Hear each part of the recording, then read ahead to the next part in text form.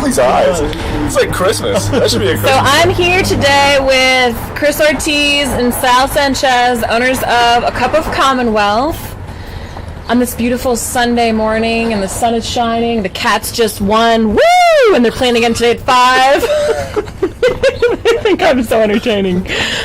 She is so entertaining. So the first time I came into their coffee shop, I remember sitting with these two guys. Oh my God, they were like just amazing. And I actually went home and wrote a poem about their coffee shop. And I have met a lot of business owners in town.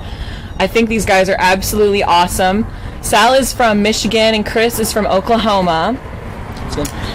Okay, so tell me, how did you guys meet? How did y'all meet?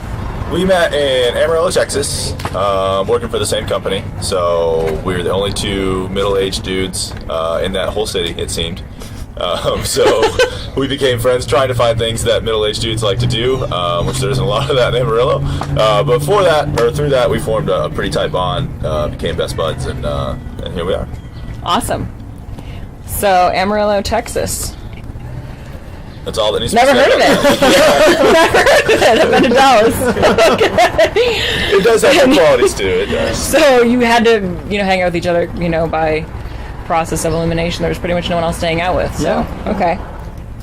And how long have you been thinking about A Cup of Commonwealth? How long has this been brewing? The coffee shop idea has been brewing for years and years and years. Cup of Commonwealth specifically, probably the last 2 years. Coffee shop, that was something always wanted to do, and just kind of figuring out city, place, everything like that.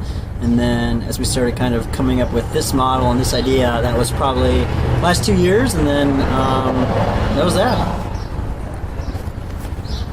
When I first talked to you, you said that this had been something that you'd wanted to do like your whole life. Like you have literally, this has been like your dream, your passion, like.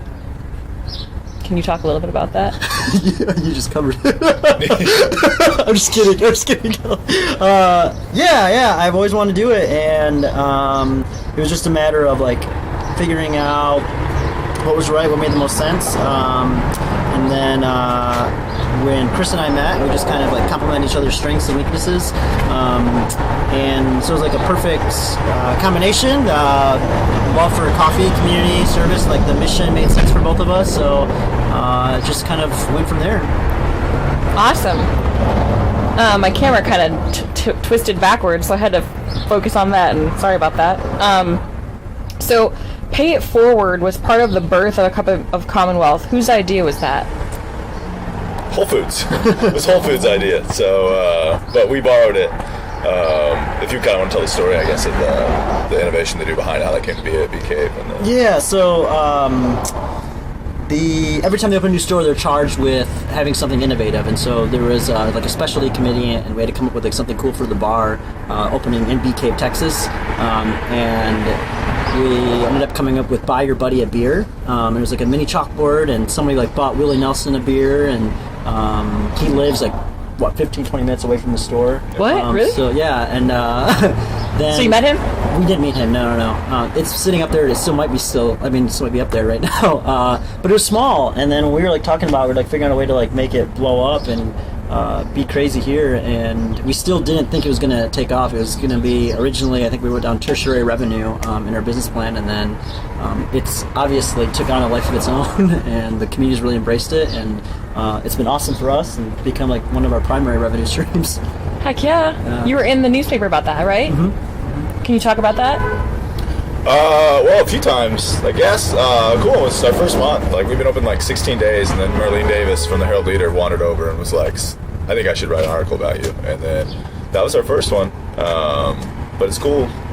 See how infectious it's been. I think we've seen 4 or 5 pop up in other places now. We've done a couple installs in some, and coffee shops in Muskegon and Richmond, and we just saw one in Wichita, Kansas, whose brother, a guy, popped through here, and I guess it's Tony, drinks coffee here and passes it on to his brother at a coffee company in Wichita. Now they have one up, and so really, yeah, it's really cool to see that when it gets all that press, and then people pick it up and it goes. It's a lot of fun. Weren't you in like USA Today or Huffington Post? Huffington Post.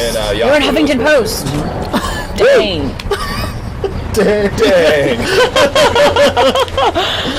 I mean, that's pretty awesome. Yeah, that was pretty cool. You just opened up like last summer, and now you've already been in the Huffington Post. Yeah. I mean, I'm sure a lot of businesses can't say that.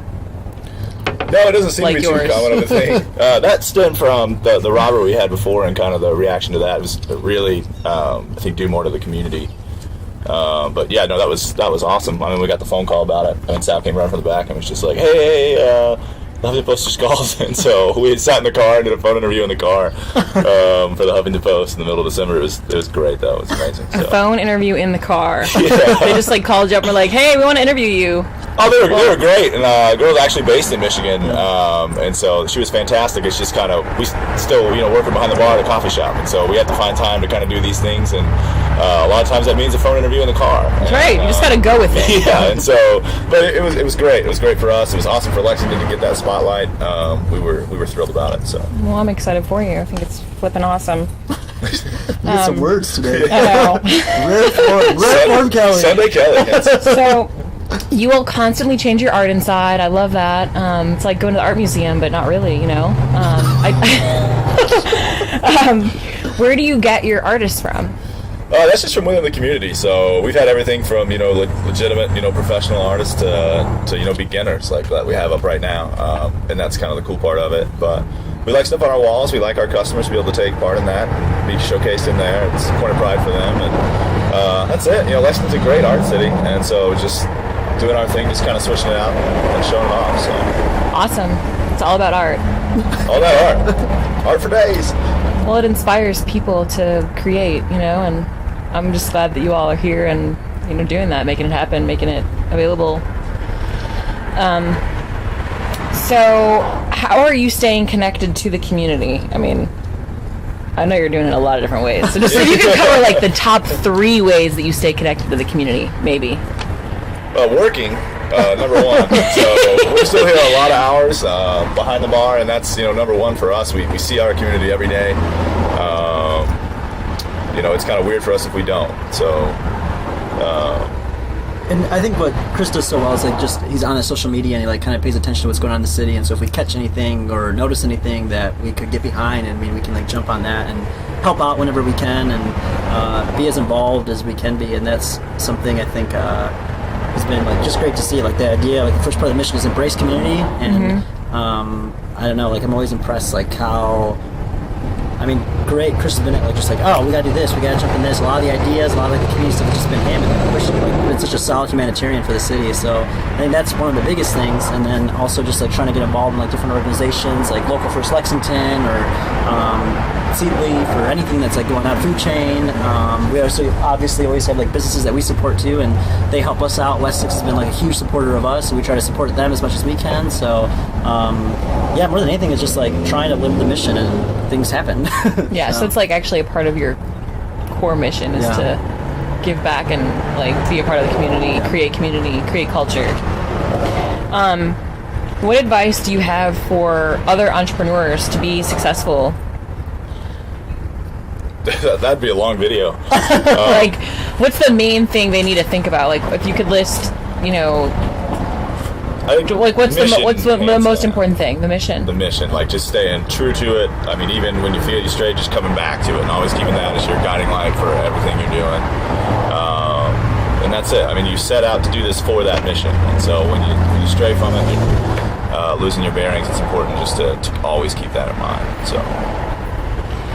I think, we just, every time something feels right, so we followed and stuck true to it. Anytime we feel we are disagreeing on something or just not working, a lot of times it's just we've fallen away from it a little bit. But I think all the good things that have happened, it's always because we followed, those 3 statements. So. Wow. So it all goes back to your mission statement. And every time I come into your coffee shop, you guys you have so much energy. You're always getting along. Your employees are really happy. It's a place to be. There's always something different going on. People are always giving high fives. There's, people feel creative conversations are taking place, business conversations are taking place. You make a really good cappuccino. That's what I'm drinking right now. So how do you keep that spirit, that excitement, that passion alive? think it's more to all you guys that come in. I mean, even if you wake up one day and you're tired from a 14-hour day from the day before, and then your first customer comes to the door, and it's just like kicks you back into that routine of just what that shop is every day. So that's it. Jake, let's put a few of those on, okay? Yeah, we'll do it. All right. Jake Gibbs, City Council. All right, we love this guy. Vote for him. Oh, I'm sorry, I didn't realize you're being recorded. I'm so sorry. No, sorry. This is advertisement for you. This is good. We're just gonna prop these up. Good to go. That's what we make it happen. No, don't apologize. You're fine. It's all good. Yeah, I think it's just contagious. I think everybody comes in, everybody's excited, and like being genuine, being who you are, just kind of works, and it's just, I don't know, it has a life of its own, that crazy ripple effect. Yeah, well, I know that when I first met you guys, you really, really inspired me, and you know, you've been thinking about this coffee shop for so long, and I just, when you did it, you both are so happy. You're like yourself. It seems like you're self-actualized. So thanks for being on Inspire Me. Again, I'm with Chris Ortiz and Sal Sanchez, owners of A Cup of Commonwealth. Come down and have A Cup of Commonwealth if you haven't checked it out yet. It's pretty flippin' awesome. Next to Thoroughbred Park. And I come in here about, at least once a week to get my cup of happiness, I would say. Cup of. But I'm gonna let them finish. What do you all want to tell everybody before we close this thing out? That we should have recorded you. I could flip this around. I'll mess this up a little bit. Oh yeah, come on down. We enjoy it. We love the community. Everybody's been great for us. So everybody's been super supportive, and we really are glad that we're here in Lexington. Well, we're happy that you're here, and I'm really happy that you're here. So, thank you. Thank you.